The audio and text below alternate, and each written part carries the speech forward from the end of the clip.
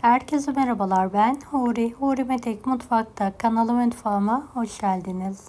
Ciğer sevmeyenlerin bile bayılarak yiyebileceği harika bir ciğer kavurma tarifi hazırlıyorum. Bu yöntemle yumuşacık lokum gibi pişiyor. Mutlaka deneyin. Tarifimize hemen başlayalım. Yıkanmış bir kase dolusu ciğerim var. Tavaya alıyorum.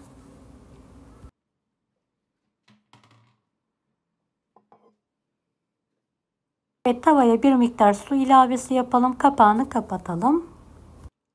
Kaynayana kadar yüksek, daha sonra kısık ateşte suyu bitene kadar pişirelim.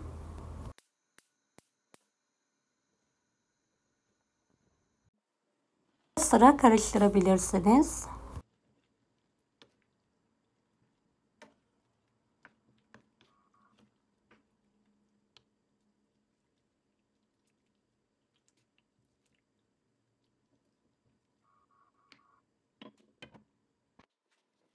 Evet, gördüğünüz gibi suyu tamamen bitti. Hemen üzerine bolca sıvı yağ gezdiriyorum ve karıştırıyorum. Kapağını kapatarak pişirme işlemine devam ediyorum.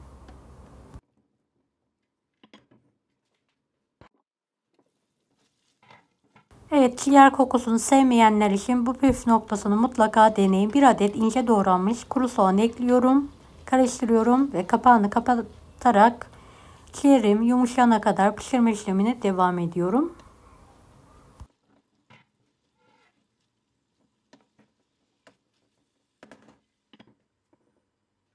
Evet, kenara için soğan mezesi yapalım. 2 adet taze kuru soğanım var. Piyazlık olacak şekilde ince ince doğruyorum.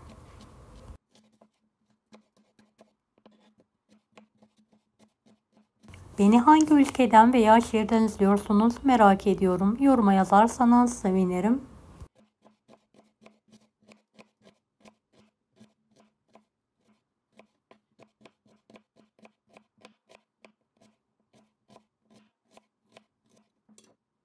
Evet, bir miktar tuz ilavesi yapalım. Elimle şöyle soğanları dağıtıyorum.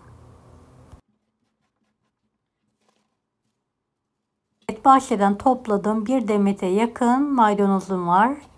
Şöyle doğruyorum.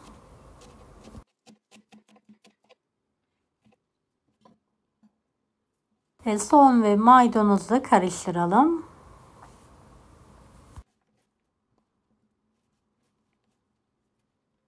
Ciğerimi kontrol ediyorum. Daha yumuşamamış. Kapağını kapatarak kısık ateşte yumuşayana kadar pişirme işlemine devam ediyorum. Evet, şu an tam kıvamında yumuşacık pişmiş. Hemen baharatını ekliyorum. Tatlı kaşığı tuz, kekik, kırmızı toz biber, karabiber, karışık baharat, kimyon ekleyerek karıştırıyorum. Çok az daha sıvı yağ gezdiriyorum ve kapağını kapatarak baharatıyla birlikte pişirme işlemine devam ediyorum.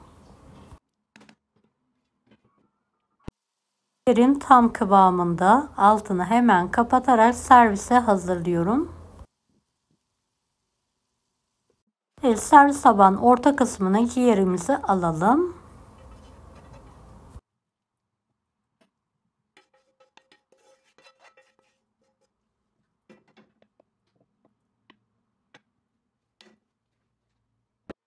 Kenarlarına soğan salatamızı da alalım. Evet, ciğer kokusu olmadan yumuşacık pişen bol baharatlı harika bir ciğer tarifi oldu. Mutlaka deneyin. Deneyecek olan herkese şimdiden kolaylıklar dilerim. Kanalıma ücretsiz abone olmayı unutmayın. Bir dahaki videolarda görüşmek üzere. Allah'a emanet olun. Hoşça kalın.